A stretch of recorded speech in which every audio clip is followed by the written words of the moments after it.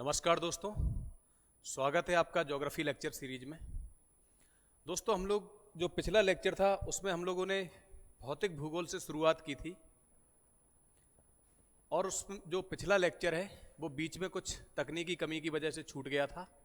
तो दोस्तों, आज का जो लेक्चर होगा वो पिछले लेक्चर से ही जोड़ते हुए हम लोग आगे बढ़ेंगे। उस लेक्चर को जहाँ छोड़ा था हमने वहाँ से हम लोग आज आगे बढ़ने वाले हैं इस लेक्चर में। चलिए स्टार्ट करते हैं। और दोस्तों, एक बात याद रखना, जो भी हम लोगों ने पिछले लेक्चर में देखा था यहाँ स्लाइड में या जो लिखा था, आप उस लेक्चर में पॉज कर करके अपने नोट्स भी बना सकते हो। तो चलिए आज का स्टार्ट करते हैं।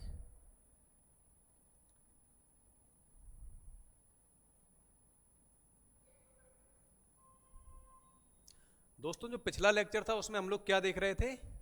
हम लोग देख रहे थे विवर्तनिकी संचलन।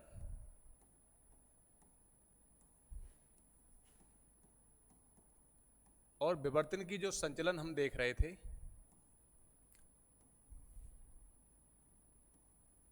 उसमें हमने क्या देखा था कि विवर्तन की जो संचलन है वो बल की दिशा के आधार पर दो प्रकार का होता है।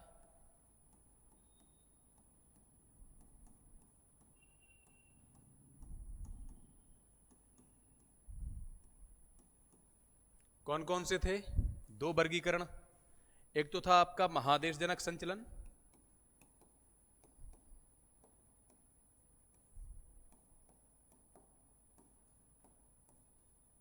और एक था पर्वत निर्माणकारी संचलन।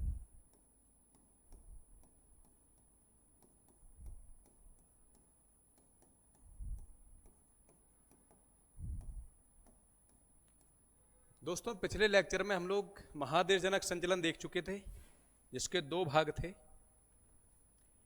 एक तो था आपका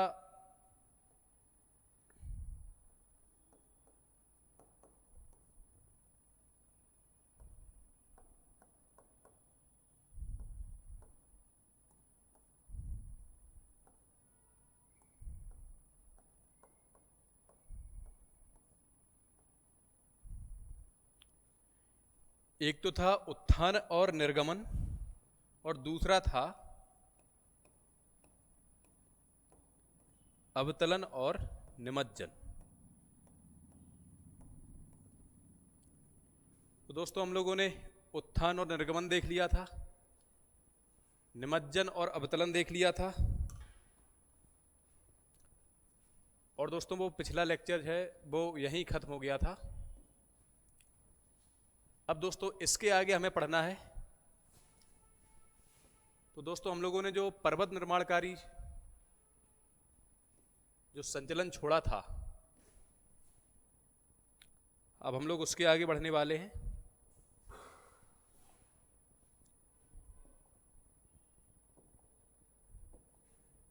तो दोस्तों, विवर्तन की संचलन में जो महादेशजनक संचलन था वो हम लोगों का हो गया था पिछले लेक्चर में। अब हम लोग बढ़ने वाले हैं विवर्तन की संचलन के दूसरे भाग में, वो है आपका पर्वत निर्माणकारी संचलन।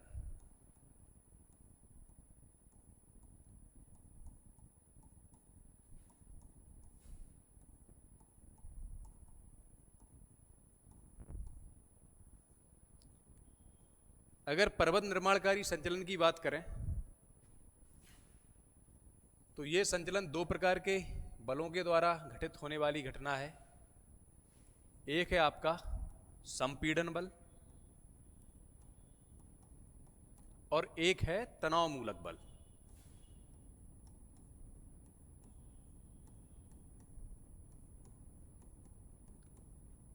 अब चूंकि ये पर्वत निर्माणकारी संचलन है तो जो संपीड़न बल है उसके कारण किस प्रकार के पर्वतों का निर्माण होता है? तो उसके कारण होता है बलित पर्वतों का निर्माण।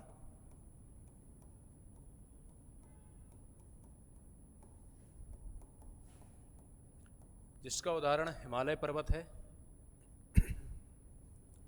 और जो तनाव मूलक बल है उसके कारण होता है ब्लॉक पर्वतों का निर्माण।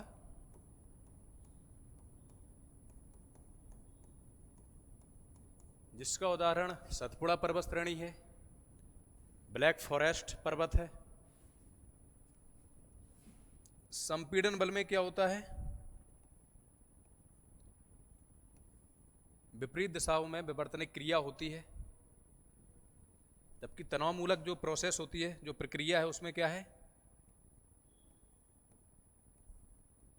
इस तरह से विपरीत दिशा में जो है स्थलखंड का खिसकाव होता है। जो संपीड़न बल होता है उसके कारण क्या होता है, उसके कारण बलन की उत्पत्ति होती है सतह पे।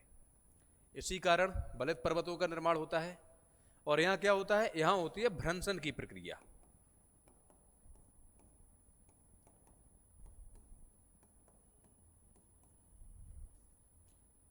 तो दोस्तों हम लोगों ने ये चीज देखी कि ब्लॉक पर्वतों का निर्माण किस प्रक्रिया से होता है, भ्रंशन की प्रक्रिया से।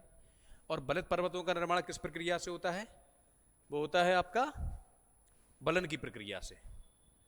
अब दोस्तों हम लोग क्रम से संपीड़न बल और तनाव मूलक बल के कारण जो बलन का निर्माण होता है या भ्रंशन की प्रक्रिया संपन्न होती है, हम लोग उसको देखने वाले हैं। जो संपीड़न बल है,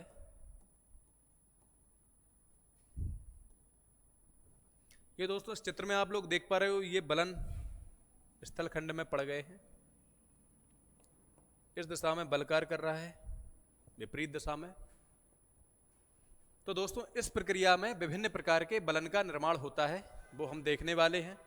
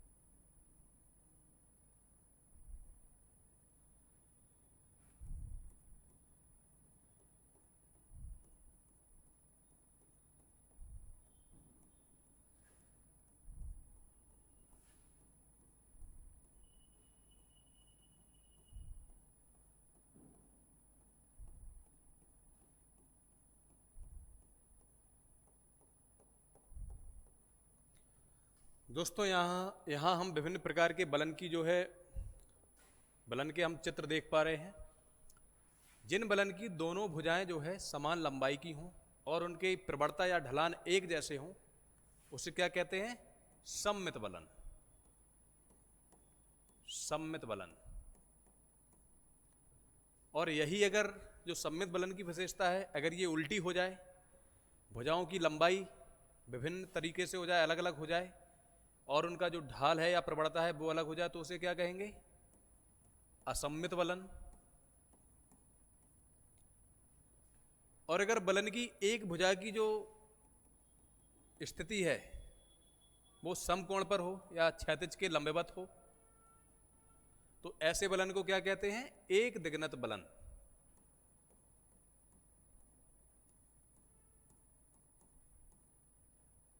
एक दिग्नत बलन। और अगर बलन की दोनों भुजाएं एक दूसरे के समानांतर हो लेकिन क्षैतिज तल के समानांतर नहीं हो, तो क्या है वो है आपका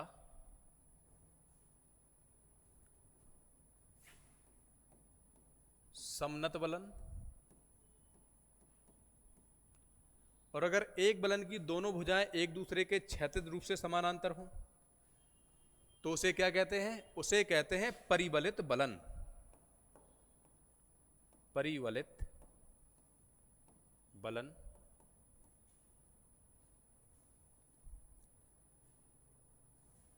अब दोस्तों परिबलित बलन में भी क्या होता है? विरूपण होता है, इसके रूप में भी परिवर्तन होता है, तो उससे भी कुछ आकृतियों का निर्माण होता है।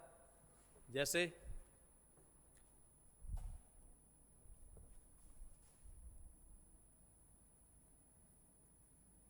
ये एक परिबलित बलन है,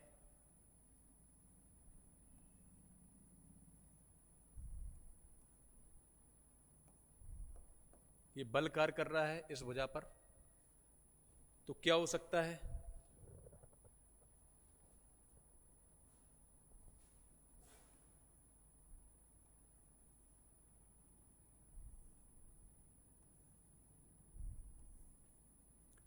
अगर इस भुजा पर बल कार्य कर रहा है तो इस बलन में क्या होगा?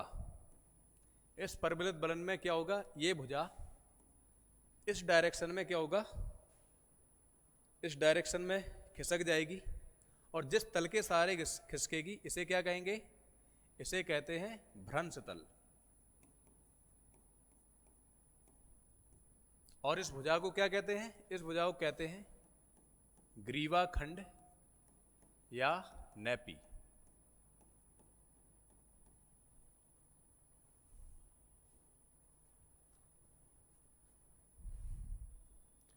और अगर एक परिबलित बलन में नीचे की भुजा ऊपर की भुजा के ऊपर हो जाए, इस तरह से हो जाए, ये जो नीचे की भुजा है ये अगर इस तरह से हो जाए,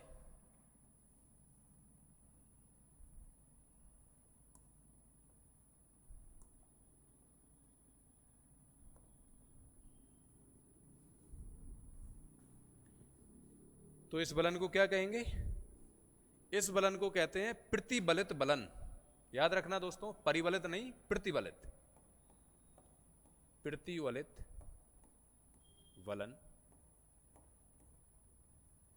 तो दोस्तों जो पर्वत निर्माण की प्रक्रिया होती है और जो संपीड़न बल कार्य करता है, उसके द्वारा बलन की किस प्रकार की आकृतियां बनती हैं ये हमने देखी। सममित बलन, जिसमें दोनों भुजाओं की लंबाई बराबर हो और ढाल बराबर हो। अगर दोनों भुजाओं की लंबाई और ढाल दोनों ही अलग अलग हो तो क्या है? असममित बलन। अगर एक भुजा जो है क्षैतिज तल के लंबवत हो तो क्या है? एक दिग्नत बलन, एक दिग्नत बलन।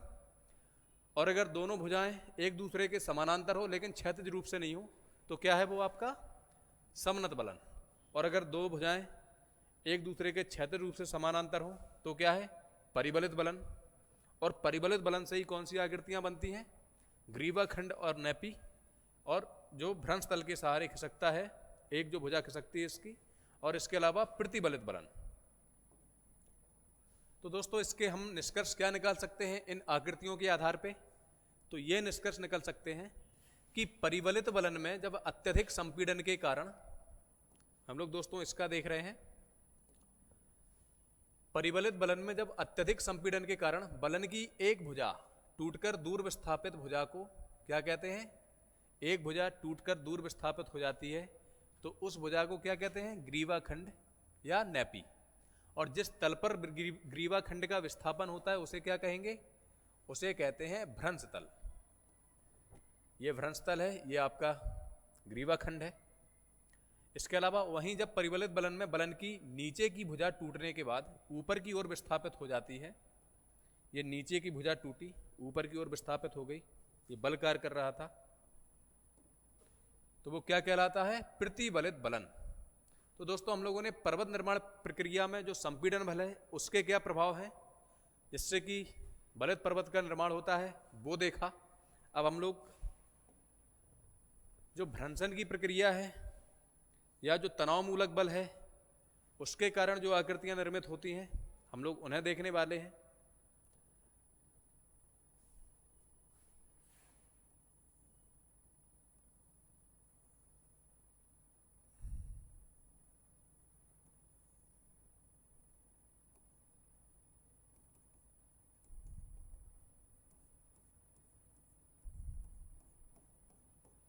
दोस्तों माना ये किसी स्थल खंड का शुरुआती स्वरूप है बाद में क्या हुआ, यहाँ भ्रंशन की प्रक्रिया हुई, तनाव मूलक बल यहाँ हावी हुआ। तो इसमें क्या हो सकता है, इसमें आपकी दो प्रकार की संभावनाएं हो सकती हैं। अगर इस चित्र को हम लोग इन दोनों चित्रों की पूर्व अवस्था माने तो क्या हो सकता है, ये जो आकृति बनी थी इसमें जो नीचे का भाग है, जो माफ कीजिए जो बीच का भाग है, वो अगल बगल के भाग से कैसा हो जाए, वो नीचे की ओर धस जाए। तो जो अगल बगल के जो उभरे हुए भाग हैं उनसे किस आकृति का निर्माण होगा या किस स्वरूप का निर्माण होगा, उससे निर्माण होगा आपके ब्लॉक पर्वत का। और जिस तल के सहारे जो बीच का भाग है वो धसा है, उस तल को कहते हैं हम लोग भ्रंश तल। और ब्लॉक पर्वत से जो घिरा हुआ भाग रहता है जो कि धसा है, उसे कहते हैं भ्रंश घाटी। और अगर दोस्तों यही प्रक्रिया इस तरह से हो कि किसी स्थल खंड के किनारे के दोनों भाग धस जाए और बीच का भाग उठा रहे, तो उस बीच के भाग को क्या कहते हैं, हॉर्स्ट पर्वत।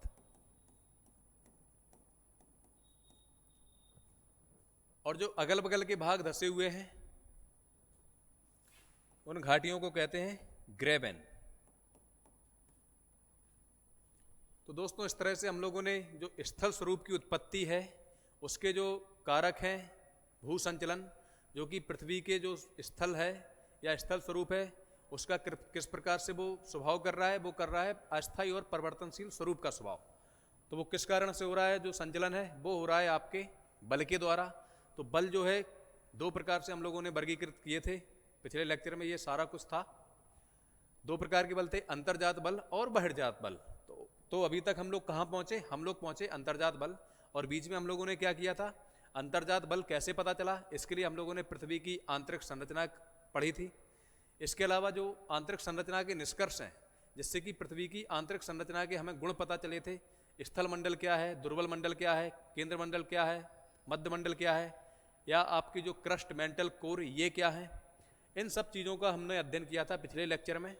तो इस तरह से हम लोगों का जो अंतर्जात बल है जिसके कारण पृथ्वी पर स्थल स्वरूपों की उत्पत्ति होती है, ये हम लोग अभी तक पढ़ चुके हैं। अब हम लोग आगे बढ़ रहे हैं बहिर्जनित बल पर।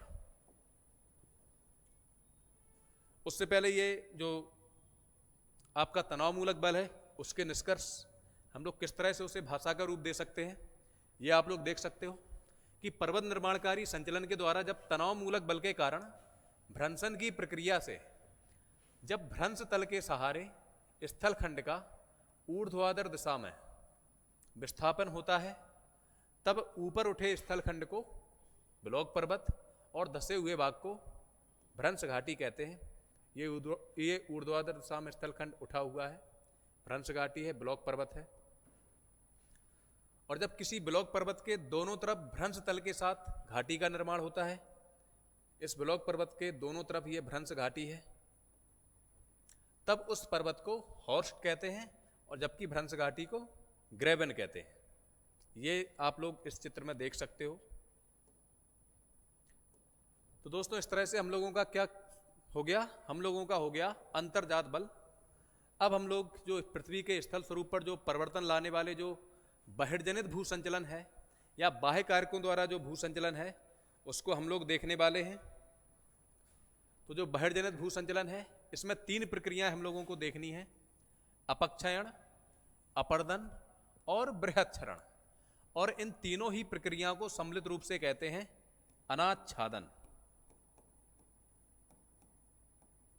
क्या कहते हैं, अनाच्छादन। तो चलिए दोस्तों हम लोग इन प्रक्रियाओं को देख लेते हैं।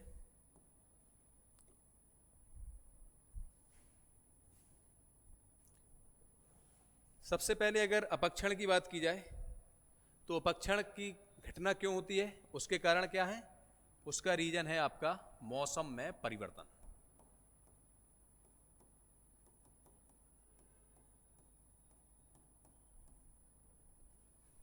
मौसम में परिवर्तन के कारण क्या होता है, किसी भी चट्टान के जो रासायनिक संगठन है उसमें क्या होता है, उसमें होता है परिवर्तन। भौतिक और रासायनिक परिवर्तन होते हैं मौसम में परिवर्तन के कारण।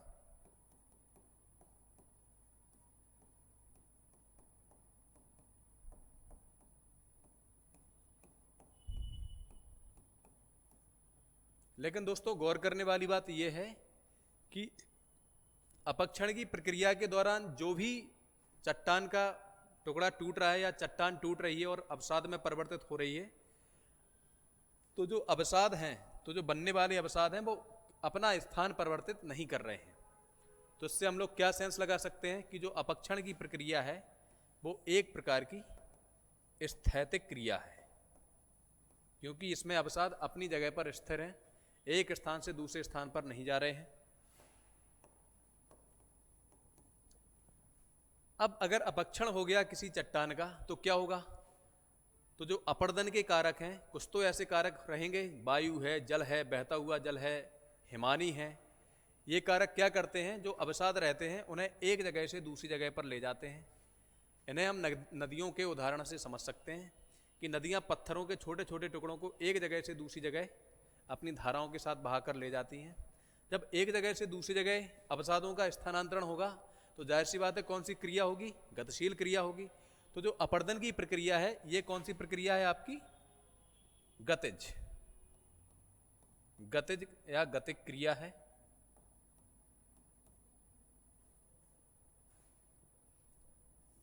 अपर्दन की क्रिया में जो अवसाद होते हैं छोटे छोटे, वो अपर्दन के कारकों द्वारा एक स्थान से दूसरे स्थान पर ले जाए जाते हैं। अपर्दन के कारकों द्वारा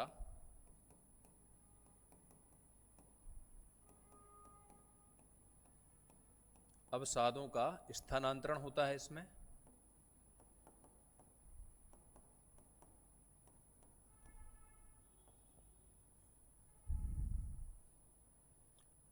और इसमें भौतिक और रासायनिक परिवर्तन चूंकि पहले ही हो गए होते हैं, तो भौतिक और रासायनिक परिवर्तन तो होते ही हैं। इसके अलावा जो तीसरा है वो आपकी प्रक्रिया है बृहद क्षरण।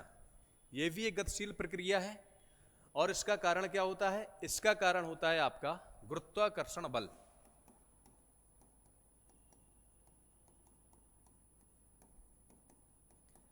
बृहद क्षरण गुरुत्वाकर्षण के कारण होने वाली एक प्रक्रिया है। इसका उदाहरण क्या है? भूस्खलन।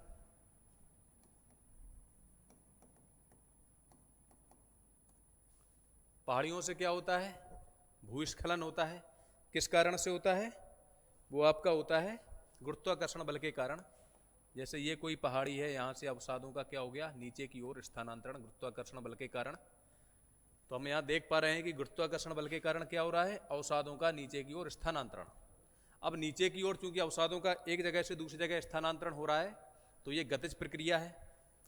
तो जो अपर्दन और बृहद क्षरण की क्रिया है ये कैसी है? ये आपकी गतिक क्रियाएं हैं।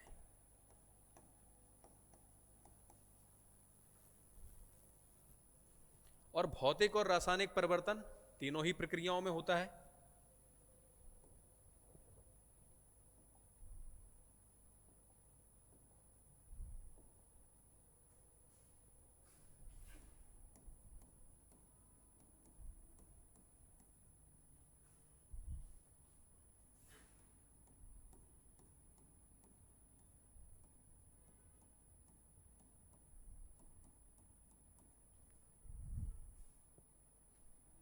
अपक्षण कैसे होता है?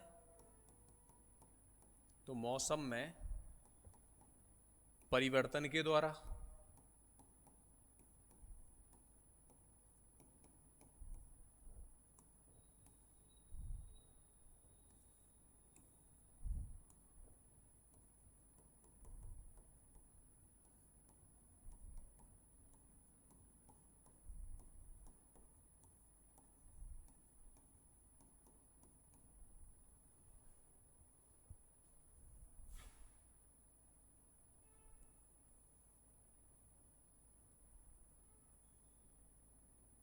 तीनों ही किस प्रकार की क्रियाएं हैं?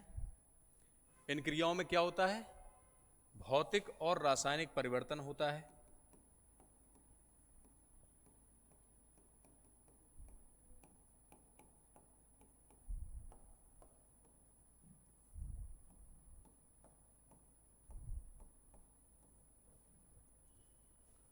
अगर अपर्दन और बृहद क्षरण की बात की जाए तो इन दोनों ही क्रियाओं में अवसाद एक स्थान से दूसरे स्थान पर जाते हैं, यानी अवसादों का स्थानांतरण होता है। इसलिए ये कैसी प्रक्रिया है? ये दोनों क्रिया हैं आपकी गत्यात्मक।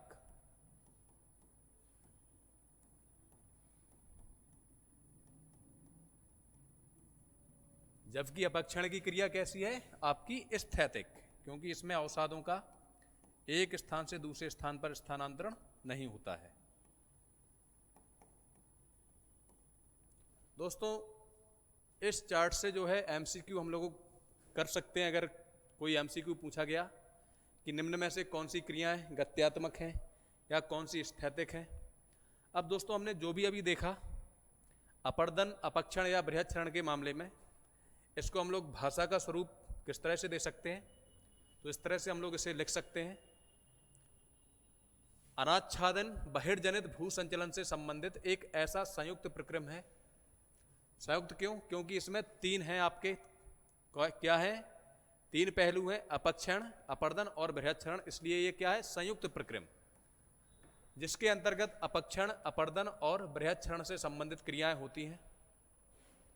अपक्षण मौसम में परिवर्तन के कारण होने वाली एक ऐसी स्थैतिक क्रिया है जिससे चट्टानों में भौतिक और रासायनिक परिवर्तन होने से चट्टानी संरचना कैसी होती है? असंगठित हो जाती है या कमजोर हो जाती है। और कमजोर होकर चट्टानें किस में परिवर्तित हो जाती हैं? अवसादों में। इस प्रक्रिया के द्वारा जहां मिट्टी का विकास होता है, जाहिर सी बात है, जहां भी मिट्टी का विकास हुआ पहले तो वहां चट्टानें रही होंगी, फिर कालांतर में क्या हो गया? समय गुजरने के साथ अपक्षय की क्रिया होगी। तो उस अपक्षय की क्रिया से क्या होगा? मिट्टी का विकास होता है। इसके भी कई सारे कारक हैं। वहीं जब अपर्दन के कारकों द्वारा असंगठित अवसादों का स्थानांतरण, यानी एक स्थान से दूसरे स्थान पर उन्हें ले जाया जाता है, तब भौतिक और रासायनिक परिवर्तन के कारण अवसादों के आकार छोटे होते हैं। यानी यहाँ गत्यात्मक क्रिया भी चलती है और साथ में आपकी भौतिक और रासायनिक परिवर्तन वाली भी क्रिया चलती रहती है। इस प्रकार की गत्यात्मक क्रिया को ही अपर्दन कहते हैं। और पर्वतीय क्षेत्रों में गुरुत्वाकर्षण बल के प्रभाव से होने वाली जो अपर्दन की क्रिया है, भाई बृहत्क्षरण भी तो एक प्रकार से अपर्दन है, क्योंकि गत्यात्मक क्रिया है, अवसादों का एक स्थान से दूसरे स्थान पर स्थानांतरण हो रहा है। अपर्दन की क्रिया को बृहद क्षरण कहते हैं, जिसके लिए अपर्दन के कारक का होना आवश्यक नहीं है।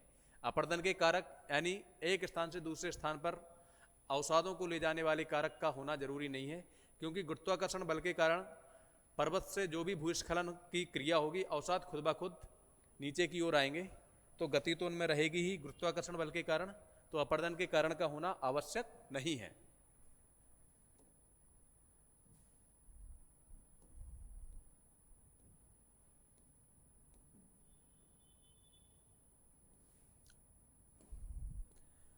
तो दोस्तों, इस तरह से हमने ज्योग्राफी लेक्चर की जो शुरुआत की थी वो आपकी की थी भौतिक भूगोल से। और भौतिक भूगोल में भी हमने सबसे पहले क्या प्रारंभ किया है? भू आकृति विज्ञान। तो उसमें हमने क्या देखा कि भू आकृति विज्ञान का किस बात से लेना है? तो भू आकृति विज्ञान का जिस बात से लेना है वो है पृथ्वी के स्थल स्वरूप की विशेषताओं से। और जब स्थल स्वरूपों की विशेषताएं हम लोग देखने वाले थे तो उसमें देखा था हमने पृथ्वी की सतह, उसमें देखा था स्थलीय सतह और जलीय सतह। और अगर स्थलीय सतह की बात की जाए तो उसमें जो स्थल का स्वरूप है वो किस तरह की प्रवृत्ति रखता है? उसकी सतह जो है वो अस्थायी और परिवर्तनशील है। वो अस्थायी और परिवर्तनशील क्यों है? इसके लिए हमने देखा था भू संचलन जिम्मेदार है। और भू संचलन के लिए क्या जिम्मेदार है? दो प्रकार के बल, अंतर्जात बल और बहिर्जात बल। फिर हमने क्रम से क्या देखा था? पहले अंतर्जात बल देख रहे थे, लेकिन अंतर्जात बल देखने से पहले हमें ये तो देखना होगा कि अंतर्जात बल कैसे, कहाँ, कब, कैसे उत्पन्न होते हैं। इसके लिए हमें क्या देखना पड़ता? इसके लिए हमें देखना पड़ा पृथ्वी की आंतरिक संरचना है। पृथ्वी की आंतरिक संरचना किस तरह से हमें पता चली? पृथ्वी की आंतरिक संरचना इस तरह से पता चली कि पृथ्वी की आंतरिक संरचना से संबंधित जो भी अध्ययन हुए उनमें जो है सबसे ज़्यादा जो कारगर अध्ययन हुआ वो हुआ आपका भूकंप शास्त्र पर आधारित अध्ययन। तो इस तरह से हमने पृथ्वी की आंतरिक संरचना समझी। फिर उसके बाद हम लोग दोबारा लौट के किस पर गए? अंतर्जात बल पर गए। फिर अंतर्जात बल में हमने क्या देखा? अंतर्जात बल में हमने विभिन्न प्रकार के संचलन देखे, जिनमें एक महादेश जनक संचलन था, एक आपका पर्वत निर्माणकारी संचलन था। और महादेश जनक संचलन भी किसका पार्ट था? पटल विरूपी संचलन का, जो कि कम तीव्रता वाला संचलन था। और एक था आकस्मिक संचलन, जो हमने वहाँ छोड़ दिया था क्योंकि हम पहले भूकंप देख चुके थे। फिर हम आगे बढ़े उसको छोड़ते हुए, तो जो महादेश जनक संचलन है उसमें हमने उत्थान और निर्गमन की प्रक्रिया देखी, साथ ही अवतलन और निमज्जन की प्रक्रिया देखी। फिर उसके बाद हमने क्या देखा?